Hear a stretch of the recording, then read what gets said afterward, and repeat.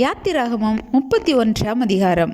பின்னும் கர்த்தர் மோசேயை நோக்கி, நான் யூதாவின் கோத்திரத்தில் ஊருடைய மகனான ஊரியின் குமாரன் பெசலெயேலை பேர் சொல்லி அழைத்து, வினோதமான வேலைகளை அவன் யோசித்து செய்கிறதற்கும், பொன்னிலும் வெள்ளியிலும் வெண்கலத்திலும் வேலை செய்கிறதற்கும், இரத்தினங்களை முத்திரை வெட்டாக வெட்டி பதிக்கிறதற்கும், மரத்தில் சித்திர வேலைகளை செய்கிறதற்கும் மற்றும் சகலவித வேலைகளையும் யூகித்து செய்கிறதற்கும் வேண்டிய ஞானமும் புத்தியும் அறிவும் அவனுக்கு உண்டாக அவனை தேவ ஆவியினால் நிரப்பினேன்.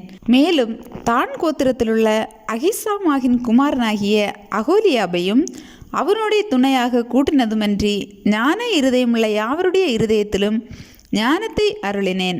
நான் உனக்கு கட்டளையிட்ட யாவையும் அவர்கள் செய்வார்கள்.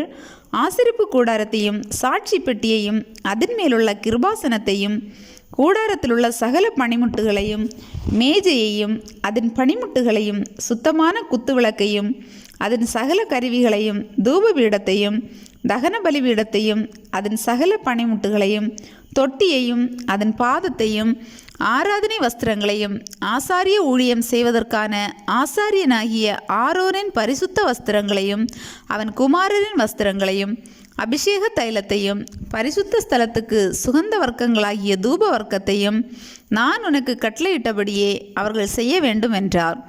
மேலும் கர்த்தர் மோசேயினிடத்தில், நீ இஸ்ரவேல் புத்திரரை நோக்கி, நீங்கள் என் ஓய்வு நாட்களை ஆசரிக்க வேண்டும்.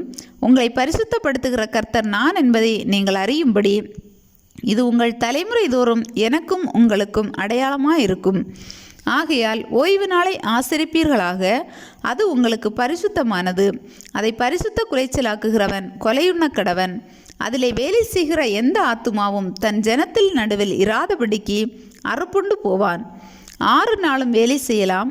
7ஆம் நாளோ வேலை ஒழிந்திருக்கும் ஓய்வு நாள். அது கர்த்தருக்கு பரிசுத்தமானது. ஓய்வு நாளில் வேலை செய்கிறவன் எவனும் கொலை செய்யப்பட வேண்டும்.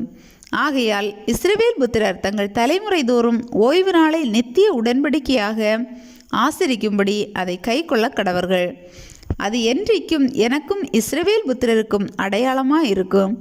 6 நாளைக்குள்ளே கர்த்தர் வானத்தையும் பூமியையும் உண்டாக்கி 7ஆம் நாளிலே ஓய்ந்திருந்து பூரித்தார் என்றார். சீனாய் மலையில் அவர் மோசேயோடே பேசி முடிந்த பின் தேவனுடைய விரலினால் எழுதப்பட்ட கற்பலகைகளாகிய சாட்சியின் 2 பலகைகளை அவனிடத்தில் கொடுத்தார்.